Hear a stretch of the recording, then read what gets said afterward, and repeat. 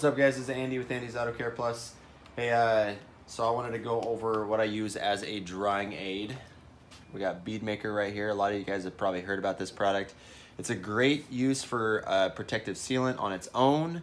You can use it as a standalone product. I use it in many ways, but this is one of the ways that I use it is a drying aid on a already nice, vehicle where I don't have to go in and do heavy polishing, things like that. So I'm going to show you the process I do for it, the towels that I use, that sort of thing, and we're just going to get straight into it.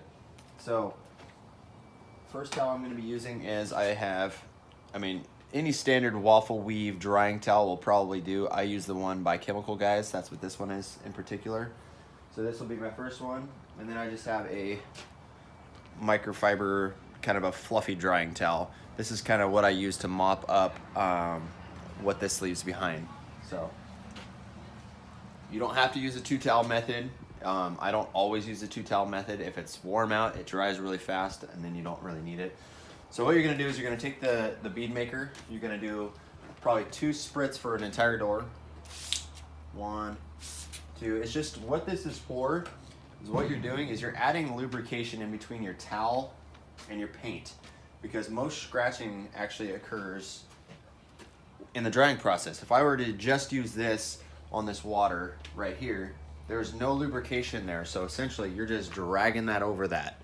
So when you're washing a car, you have lubrication, either O&R, which is optimum no rinse, or you're using your wash and wax soap, whatever that might be.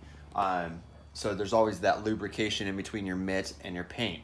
So, and then you go and you rinse off the vehicle, you're spraying off that lubrication. So, except in an O&R scenario when that's already on the paint, and you can use that as a standalone and not need this drying aid. But when you wash it with a wash and wax or any sort of car wash, you're gonna need a drying aid in order to not produce scratches. So, I got this sprayed down right here, and we're just gonna go in a regular drying pattern. So, I'm not jumping in where, I didn't spray. I'm going immediately where I sprayed, which is right there. You can either spray it on the paint, and the other way you can do it, you can actually spray it on to the towel itself. So that's another way you can do it. So you're gonna just go in here, dry it off. And pretty much another plus about this is it actually dries a lot faster. You're not only adding protection to the paint and plastic surfaces and windows and all that, but it's also drying a lot faster. So now I'm gonna take my fluffy one, because it is a little cold here. I'm just gonna basically dry up some of that small stuff that's left. And I'm not really putting any pressure at all here. Just letting it glide over the surface. And one thing you're gonna notice with Bead Maker is it leaves an extremely slick surface.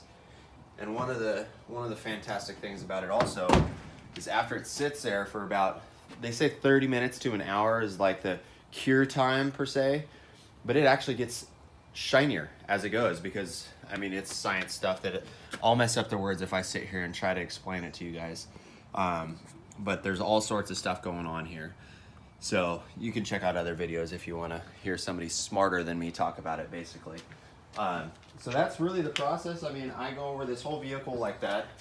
Spritz there. Take my drying towel. If it's really wet already, it actually soaks up a lot better if you dry them out in between and you don't leave them wet. It's not like the old chamois that people used to use where you had to leave those things wet or get them soaking wet in order for them to work. It's not like that. Better technology nowadays. So I'm going to go over it just like that once again. Nothing too complicated. Take my fluffier one. Just mop up what I'm missing here.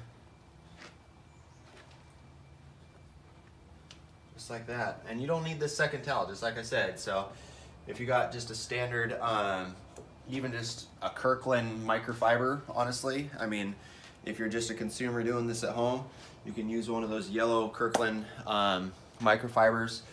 What I would suggest if you're gonna do that after using your regular waffle weave is definitely spray this, the Bead Maker, on that towel, or you can even spray it directly on the paint again and do it like that. Either way. So that's kind of the the process I use, that's the process I would recommend. So hey, if you like the video, give it a thumbs up. If you feel like subscribing, subscribe. I'll put a little link there in the corner to subscribe to my videos. Just click on that and it'll take you to my page. Anyway, we'll catch you on the next one. Thanks, guys.